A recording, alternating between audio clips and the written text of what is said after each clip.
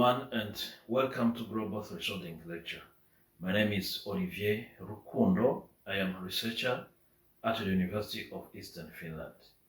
Today I want to talk about the simplest image segmentation technique known as the global thresholding. Later I will show and comment on medical images segmented using the global thresholding technique. And before I start, I would like to remind two broad categories in which most of image segmentation techniques are classified. The first one is the category of region segmentation techniques. And these techniques generally look for the regions satisfying a homogeneity criterion. For example, thresholding, clustering, region growing techniques. The second one is the category of edge-based segmentation techniques. And these techniques look for edges between regions with different characteristics. For example, gradient operators, graph searching, and contour following. More details can be found in the book titled Handbook of Medical Image Processing and Analysis. Also, medical image segmentation techniques are classified in other categories or classes depending on classification scheme. For example, some techniques are classified as manual, semi-automatic, and automatic techniques, while others are classified as classical, statistical, fuzzy, and neural networks techniques. The last one is very popular today. I would also like to remind you that the principal goal of the segmentation process is to partition an image into regions or classes that are homogeneous with respect to one or more features, and that the definition of the goal of segmentation varies according to the goal of the study and the type of image data. So now let's start with the global thresholding. The global thresholding technique assumes that the image has a bimodal histogram. For example, a histogram that looks like this. Here we have two dominant modes, this one and this one. And if we place a threshold here,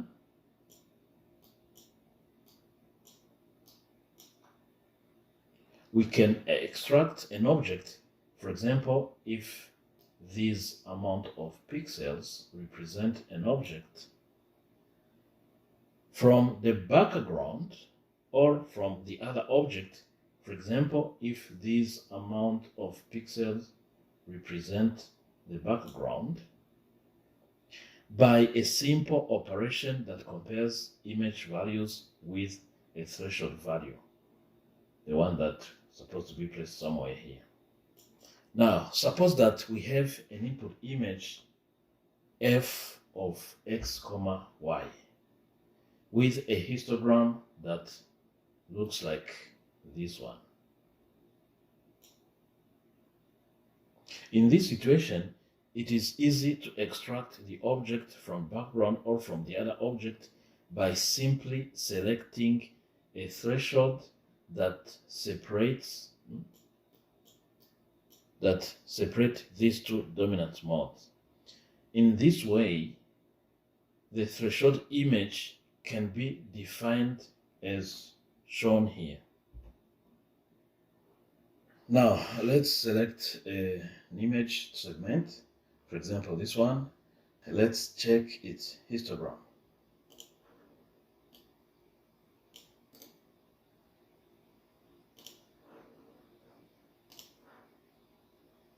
So with this histogram, we can see that the image gray levels are grouped into two dominant modes, and with these two groups, it is intuitively easier to separate these two groups using a global threshold than any other situation.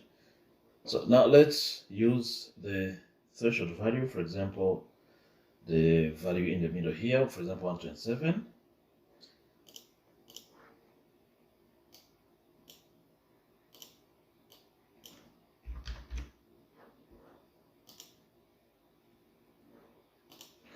So here we have input image, here we have a histogram of input image, which is a bimodal histogram, and here we have a thresholded image, and of course 127 was the threshold value selected based on the histogram, and it was used to achieve, of course, this result. And after segmentation, we convolved this thresholded image using the Laplacian. And here we have the corresponding image showing outlines of white cells. So with the threshold value that is equal to 127, the global thresholding technique produced interesting segmentation result on this bimodal histogram image. Now let's take another image to be segmented, for example this one. Let's check its histogram.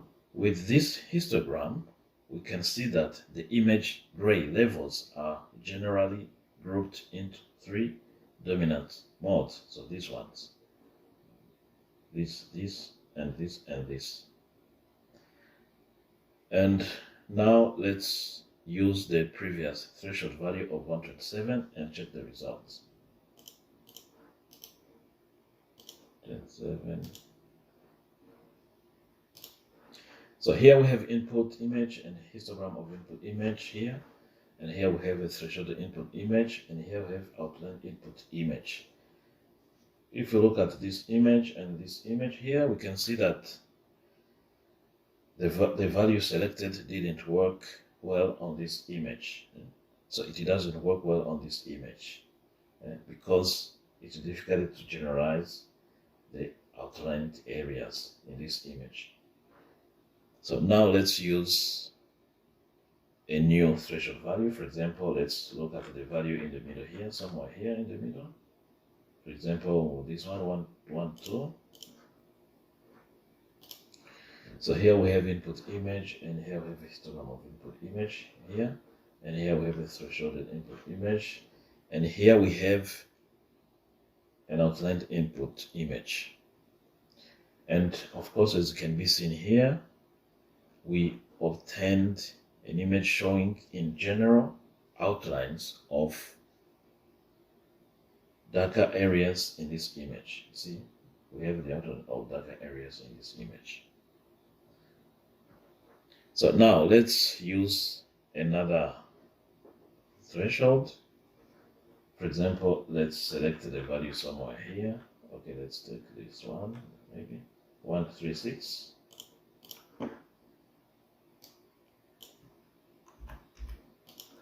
So here we have input image, and here we have a histogram of input image, and here we have a threshold input image, and here we have outlined input image. And of course, as can be seen here, we obtain an image showing in general outlines of the white areas in this image. See, the white areas, we have their outlines in red. Now let's use another image, for example this TM image, and let's look at its histogram, and we use the previous threshold that was used on all other images presented here. And let's first look at its histogram.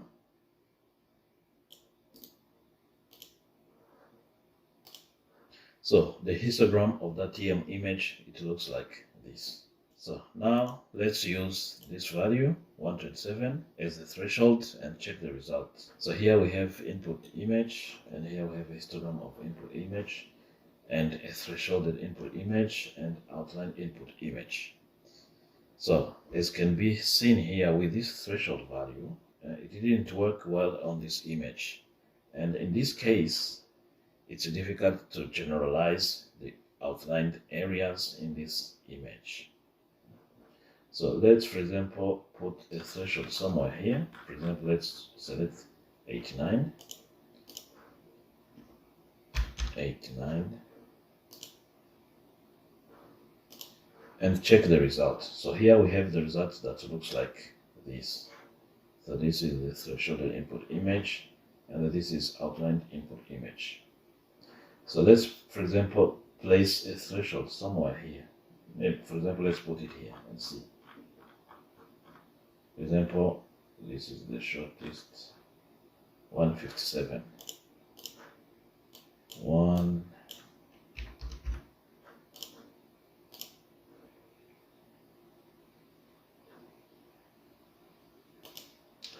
So here we get the result that looks like this. Here we have threshold input image, and here we have outline input image. So we have the result that looks like this. So let's, for example, change and put, for example, let's select the value somewhere here. So this looks to be the shortest. For example, 151. 51.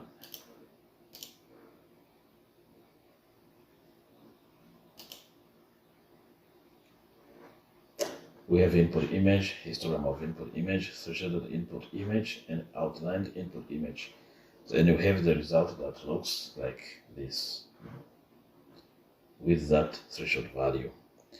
Although image segmentation techniques has been proposed so far, there is no one standard image segmentation technique that can produce satisfactory results for all imaging applications. This is the end of today's lecture. Thank you.